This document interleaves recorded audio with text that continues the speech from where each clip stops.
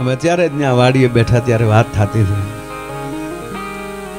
સનાતનનો કોઈ વાળવાકો ન કરી શકે સાહેબ.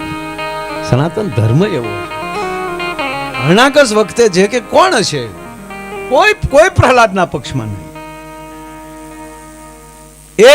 એક વ્યક્તિ પૃથ્વીના ગોળા ઉપર બચ્યો હતો, એનું નામ હતું પ્રહલાદ. બોલો ખેંચીને મારી નાખે સાહેબ હરણાકસ, કે વિષ્ણુનું નામ નો રહેવા દઉં મારી હાજરીમાં.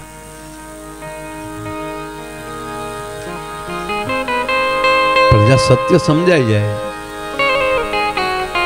આમાં શું છે, આપણી સામે ઘણા ઉપાડા બહુ લે પછી કે માવતરની આજ્ઞાનું પાલન ભગવાન રામે કર્યું, તો માવતરનું આજ્ઞાનું પાલન કરે એ માણસ મહાન થાય, તો પ્રહલાદે ક્યાં કર્યું? ના, મીરાબાઈએ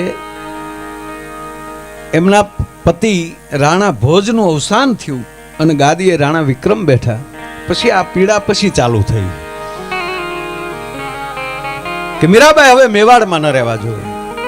અને ભક્તગણ એના એટલા બધા વધી ગયા હતા, એટલે એને આ લોકો જાહેરમાં કાંઈ અથવા તો કોઈ હુકમથી કરી શકે એવું નહીં, કે કોઈ પણ બાને એનું અવસાન થાય એટલે આ ઝેર ને સાપ ને આ બધું મોકલતા.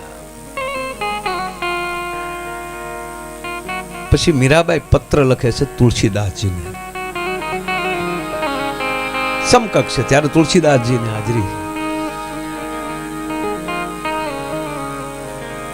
મારી આ પરિસ્થિતિ છે, હવે મારે શું કરવું?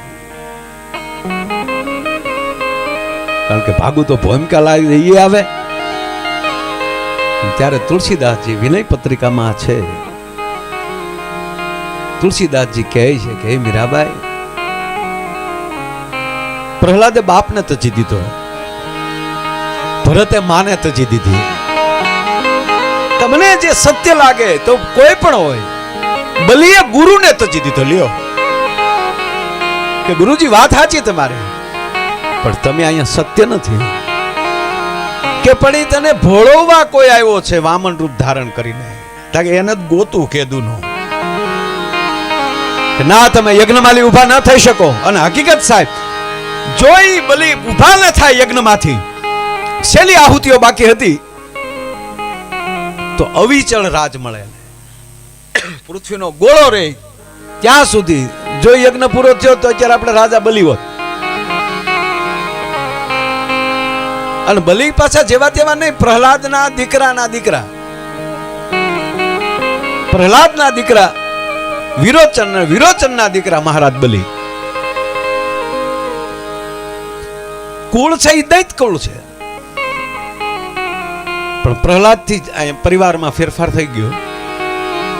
અને મહારાજ બલી એમ કહે છે કે મારો દાદો પ્રહલાદ, મારો બાપ વિરોચન, આપ મારા કુળ ગોર છો, મારા કુળ ગુરુ છો, તમારું બધું જ્ઞાન લઈશ, પણ મારા હરિના કોઈ ખોદણી કરે એ મને મેળ નહીં આવે. તો તુલસીદાસજીએ કીધું કે તેણે બલીએ ગુરુને તજી દીધું, વિભીક્ષણે ભાઈને તજી દીધું. એક એક કુટુંબના નામ લઈ જો. તો મીરાબાઈ, તમે મેવાડ તજી ગયો તો કઈ નવાઈ નથી. અને પછી મીરાબાઈ દ્વારકા વયા ગયા. વાત આ છે, પણ એને ભરોસો ભજનનો છે. વાત આ પછી બધા હવે એ જ્યાં જાય છે આપણે નહીં, આપણી ઉપર આપણે ભરોસો હોય તો ગામ ગોકીરામાં આપણા ફેર શું છે?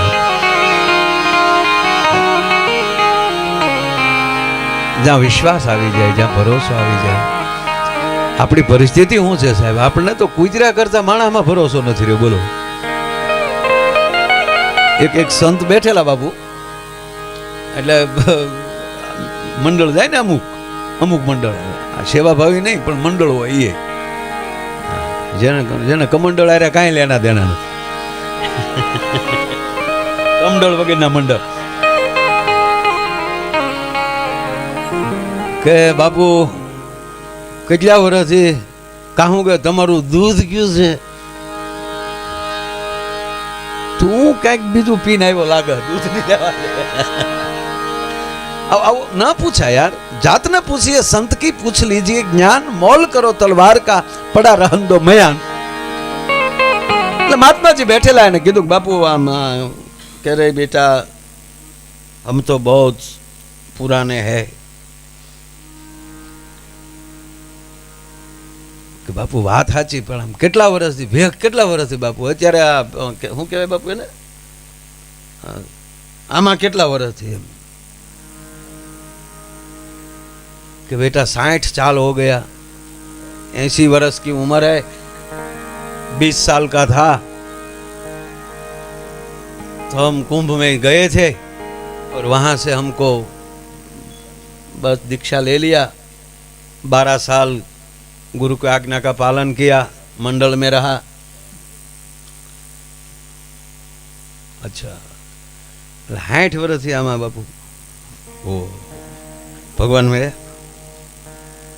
अरे बेटा नहीं मिला है तो પછી હું 60 વર્ષથી તમે આમ અને ભલામણા ભગવાન નો મળ્યા.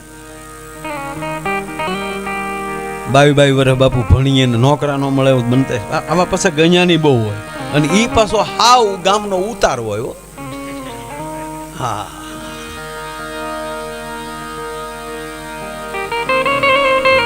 પાડી સાવી જેવી સાળું થઈ ગયું હોય ના તો ન હોય. अरे बापू इतनी साल हो गया आपको भगवान नहीं मिला तो પછી बापू भैया नहीं. देख भाई हमको तो नहीं मिला लेकिन है तो सही છે તો ખરો ને. અમારી પરંપરામાં સંત પરંપરામાં કોકને તો મળ્યો છે ને. ઓલા વધારે કીધું ત્યારે બાપુ એને ગામડાનો દાખલો દીધો સાધુએ કે કોઈના ઘરે રાતે ચોર આવે ઈ ગરધણીનો કૂતરો જાગી જાય અને ચોરને ફસે અને ચોર ભાગે એટલે એની પાછળ કૂતરો દોડે તા ગામના કૂતરા તમામ જાગી જાય અને ઓલો કૂતરો ભણતો ભણતો જાતો અહીંયા બધાય કૂતરા એની પાછળ ભણતા ભણતા જાય ને કે હા તક ચોરને જોયો કોને તક ગરધણીના કૂતરા ગામના કૂતરાએ ગામના કૂતરાએ તો ઓલો ભેહો એટલે તક કૂતરાને ભરોહો છે કે હશે તો જ ભેહો હશે આપણે એની હારે જાવું જોવે. તો મારો સાધુ ભજન કરતો એની ઉપર તમને ભરોસો નથી ભલામણ. એ અમથો બોલતો હશે અમથી વાણી નીકળી છે એના માલી. અને 3 જગ્યાએ બહુ ચોખવટ ન કરવી.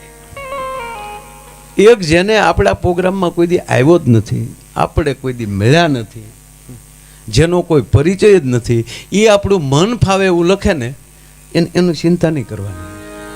મન ફાવું બોલે એને ખુલાસ જેનો પરિચય જ નથી તમને. દુનિયા તમે કયો એમ બધું ન કરે સાહેબ. ભગવાન રામની હાજરી હતી રાવણ પક્ષમાં નહોતા એમ કયો હોય જ. ભગવાન કૃષ્ણને હાજરી હતી ત્યારે શું તમે વધારે હો ભાઈઓ તો એકલા હતા. હો મળી એક ડાયો નહીં હોય. 100 કૌરવ હતા એમાં એક ડાયો નહીં હોય કે દુર્યોધન ભાઈ આપણે ખોટું કરીએ ના.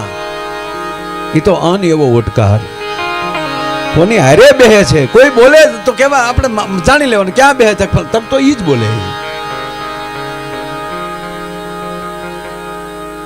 એટલે ત્યાં ચોખવટ ન કરવી, એનું ખોટું ન લગાડવું, દયા ખાવી. અને એક ગામમાં બહુ ચોખવટ ન કરવી જે ગામમાં હોય. અને ત્રીજું કે તમારે હારે બેહનારો હોય એને હારે ચોખવટ ન કરવી. એને હારે તમે ચોખવટ કરશો ને ભાઈ બધોને એમ થાય કે આને આપણી ઉપર વિશ્વાસ નહીં હોય તો આપણે આગળ મીડો ચોખવટું કરવા.